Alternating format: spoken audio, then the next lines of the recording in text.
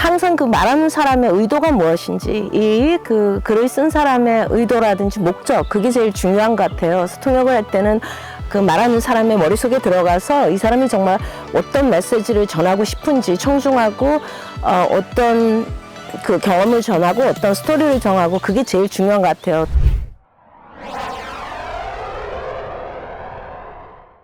안녕하세요. 저는 미국 가서 전문 통역사로 일하고 있는 제키노라고 합니다. 한국명은 노재경입니다. 동시 통역사로 일하고 있습니다. 주로 국제회의 통역, 또 법정 통역, 법률 로펌 등에서 일하고 있습니다.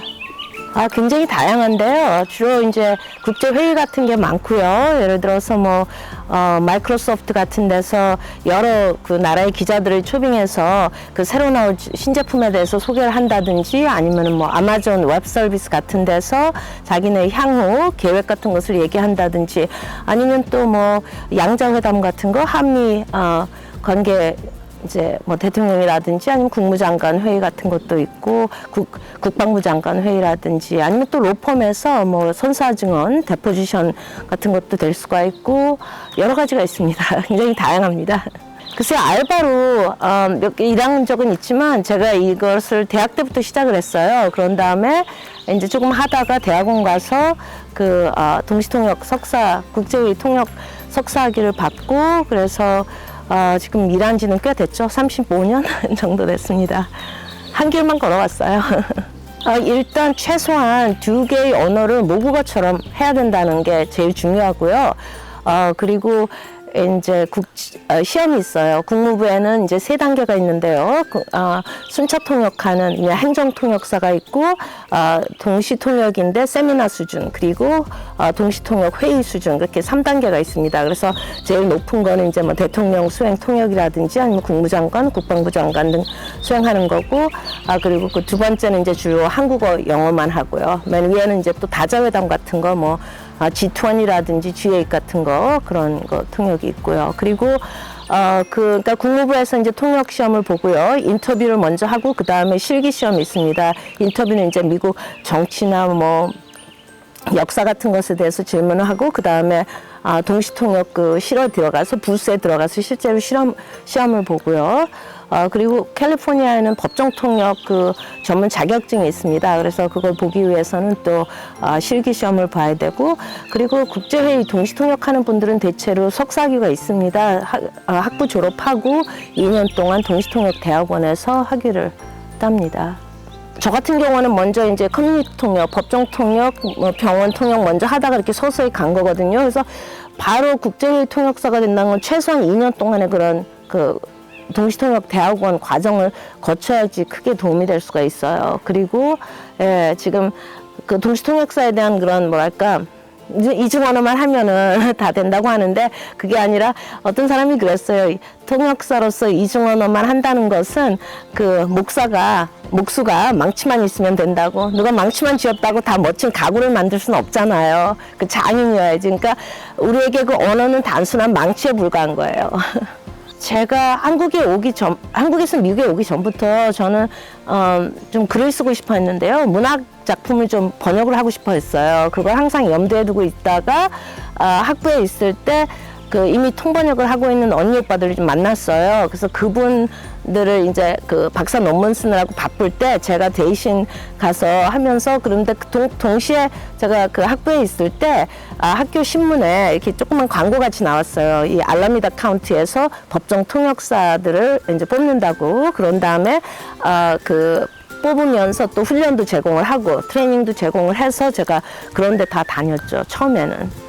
항상 그 말하는 사람의 의도가 무엇인지, 이 글을 쓴 사람의 의도라든지 목적, 그게 제일 중요한 것 같아요. 그래서 통역을 할 때는 그 말하는 사람의 머릿속에 들어가서 이 사람이 정말 어떤 메시지를 전하고 싶은지 청중하고 어떤 그 경험을 전하고 어떤 스토리를 정하고, 그게 제일 중요한 것 같아요. 또 번역도 똑같이요. 이 사람이, 그리고 또 제가 제일 항상 물어보는 게 누가 제가 번역하는 것을 읽게 되고 누가 통역하는 것을 듣게 되냐를 항상 생각을 해야 돼요. 그래서 그게 제일 중요한 것 같아요. 의도하고 청중이 누구인지, 독자가 누구인지.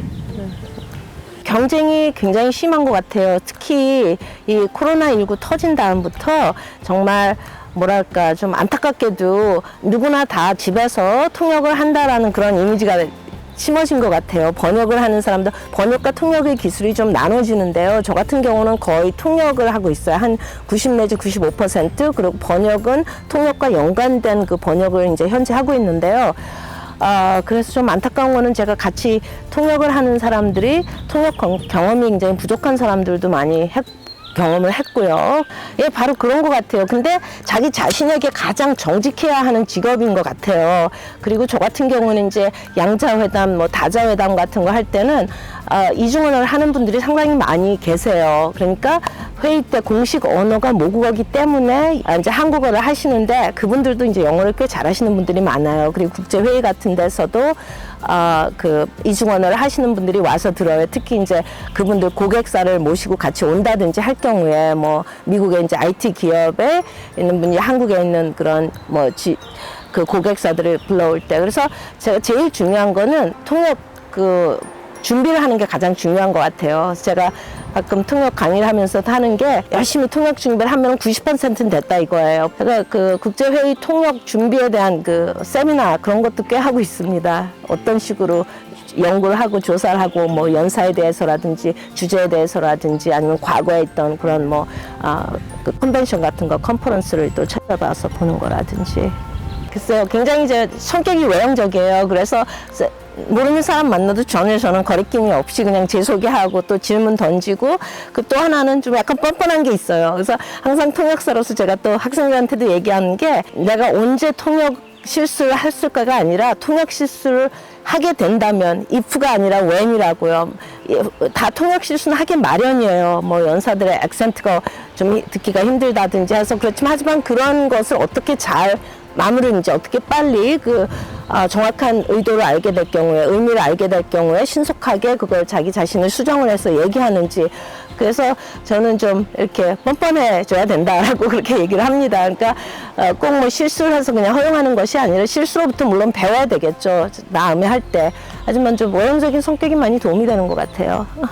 그리고 제가 책 읽는 걸 굉장히 좋아하거든요. 그래서 한국어, 영어 책을 항상 읽고 또 한국 영어 신문을 계속 읽는데 그런 것도 많이 도움이 됩니다. 예, 한번 그런 적이 있었어요. 제가 멕시코에서 통역을 했었는데, 이게 이제 여러 나라 언어의 통역사들이 있었어요. 근데 그럴 때는 이제 우리가 릴레이 통역을 하거든요. 그래서 한국 연사님께서 이제 한국어를 발표를 하시면은 제가 영어로 통역을 하면은 제 영어를 받고 스페인어 통역, 뭐 일어 통역, 뭐 러시아 통역들이 이제 하는 거예요. 근데 그 시점에서 그 릴레이 통역이 안 됐던 거예요. 그래서 제가 영어를 통역할 때 다른 언어를 하는 통역사들이 제 영어를 들을 수가 없는 상황이었어요. 그래서 제가 꽤 많은 관중이었는 거의 3,000명 됐었는데, 그 시점에 제가 앞으로 나가서 바로 순차 통역을 했던 거예요. 한 3,000명 정도 있는 관중에서 한국어를 하는 분들은 한 대략 20-30명밖에 안 됐거든요. 그래서 거의 뭐 2,800명, 2,900명 이상의 분들이 이 연사님께서 말씀하시는 것을 못 들어서 제가 그냥 바로 그때 나가서 그 노트 테이킹을 해서 메모를 해갖고서는 순차 통역을 한 경험이 있습니다. 글쎄요, 너무나 많아서 일단 순발력,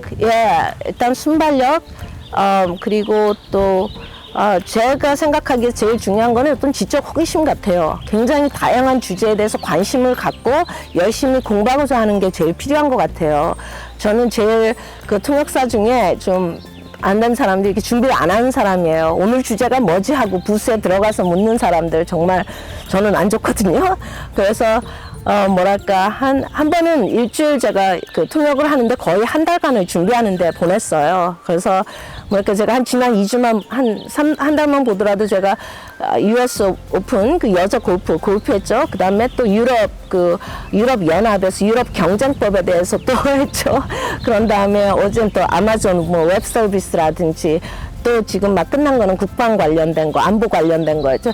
그리고 굉장히 다양한 주제를 다뤄야 돼요. 그래서 내가 관심 있는 거에만 어떻게 쏟는 게 아니라 모든 주제에 어떤 지적 호기심을 갖고 들어가는 게 중요하고요. 물론 이중언어는 제가 말했듯이 제일 당연히 있어야 되는 거고, 양손 우리가 가졌듯이 그런 다음에 중요한 건 또 이중 언어, 이중 문화에 또 친숙해야 될 것 같아요. 물론 언어가 문화의 아주 큰 부분이라서 문화를 이해하지 못하고는 어떤 정확한 통역이 저는 나올 수 없다고 생각을 합니다.